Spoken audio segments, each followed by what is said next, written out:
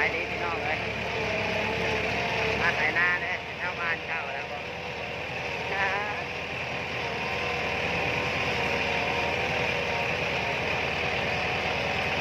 มากับลุงมาเนี่ยมากับลุง2 คน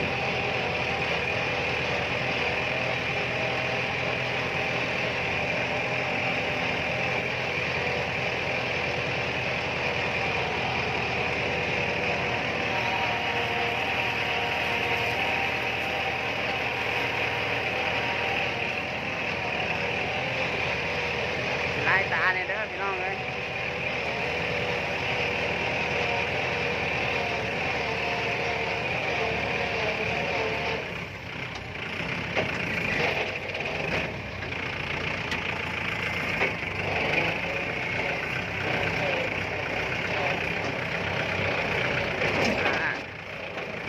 สี่บ้านเฮาเฮ็ดไทยเฮ็ดนาพี่น้องเลย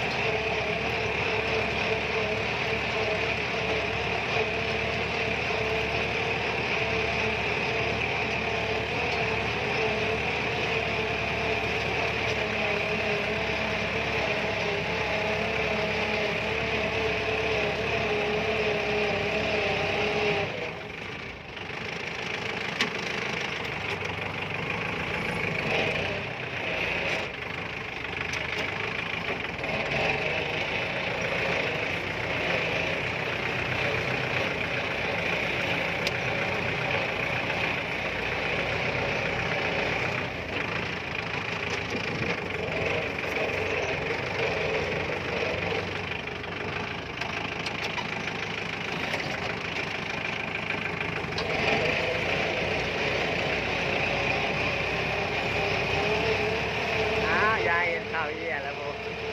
โอ้จังไง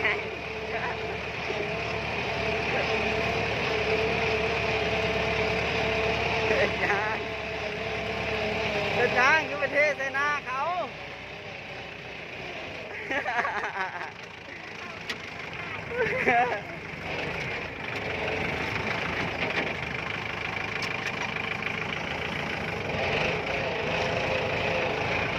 บ้านไว้ให้กับเจ้า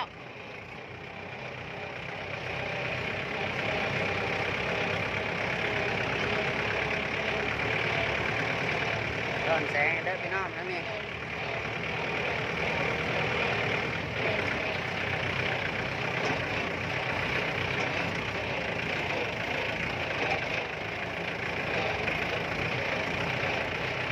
ฝากคนที่เข้ามาเบิ่งเด้อกดไลค์กดแชร์กดติดตามให้เด้อพี่น้องเลยจะเป็นกำลังใจเฮ็ดคลิปต่อไปเด้อพี่น้องรายละเอียดเฮ็ดใหม่เนาะอันใหม่เนาะ